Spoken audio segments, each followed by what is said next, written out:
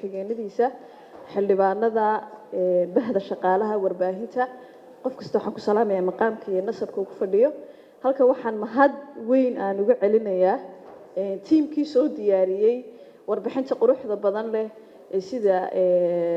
macnihii xikmadda badan ay ku jirto u soo diyaariyay waqtina geliyay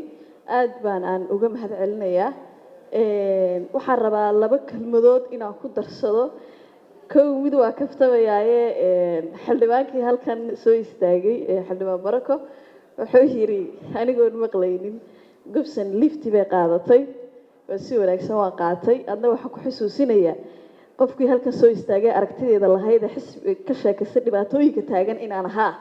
inaad aniga la'aantii aanad guddigaas u aasaasmin waan ku xusuusinayaa qoftii xaaladahu taagneed indhaheeda kusoo aragtay iyo dhibka taagnaanayn aniga ahayd intaa markaa kaga imaado waxaan rabaa guddiga inaan xusuusiyo walaalkay baa hore kelmad uu yiri oo daba socda xaaladda xabsiga ka taagan dhibaatooyinka ka taagan si dhiibliya oo maydaan sheegin laakiin si guud inuu meeshaasi ay ciriiri tahaad sheegteen meeshaas horena waan uga sheegay hadalkayga inaan kusii rafto ma rabo waa ii rikoord garaysan yahay dhibaatada meesha ka taagan waxaa ka mid ah wiil yar oo 3 sano u xiran $100 moobil buu soo xaday 3 sano wuxuu u xiran yahay $100 waxa ku jira wiil yar oo shil ku galay gaari oo isaga xiran oo ciriirigaasna ka mid ah meesha waxa ku xiran wiil shabaab ah iyo wiil $100 oo soo qaatay moobil ayaa wada xiran meeshaas waxa ku xiran oo ilaa hadda aydan sheegin oo aan xataa xildhibaanadeeda oo aan indhaha halkaas ka arkaayo ay fadhido gabar xildhibaan hore ah oo god kan anigu aan fadhiyo maanta aan ku hadlayo fadhiday oo aan intaan iska wareysanay aan isniri bal haddii xataa gabadha kiiska loo haysta waaba kiis lacag ah in baarlamaankeena maadaama gabadhaasi ay ahayd wasiirna soo martay in wixii laga bixin karayo laga bixiyo ra'iisul wasaarahana loo tago madaxweynaha loo tago dan dabadeetana gabadhaasi la soo daayo gabadhaas macaan bay ku qaaday dhiikar bay ku qaaday xaalad adag bay ku jirtaa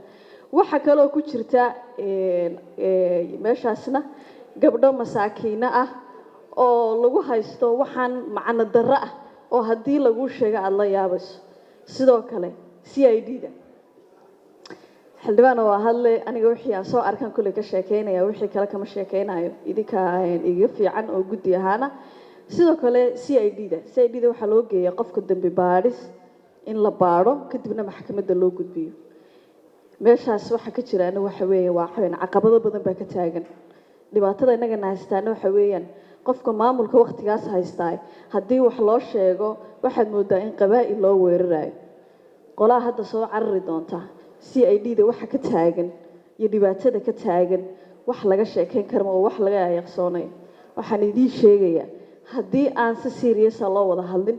loo xisaabtamin waxa jira ee la isu dirayna aan laga warkeenin waxay nagu tahay waxaanu ka shaqeynaa oo dhan waxba kama jiraan waxaan idin sheegayaa meeshaas xabsiga iyo CID-da caqabado badan waa ka jiraan kaliya ta yaan la sheegin in la iraahdo si guud baan u soo wareegsanay ciriiriga waxaan idinka codsanayaa dhalinyaradeena $100 3 sano iyo 2 sano u xiran inaan lacag iska ururino baarlamaanku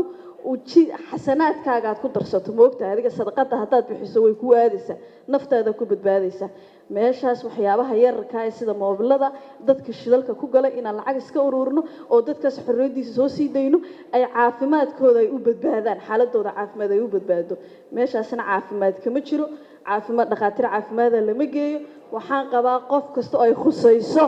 in loo yeedho oo lala xisaabtamaan qabaa mar labaad iyo mar saddexaadna guddiga waa idin mahad celinaya mar kasta mudnaan baad leedihiin aniguna mar walba waan idinka mid ahay walaashay luul xildhibaanadeeda marna maamadeeda waxaan ku rajaynayaa guulo badan intii aad ku darsatay ilaahay wax ka khayr badan ha ku siiyo intaasaan anigu idinku darsanaya raallina ha layga ahaado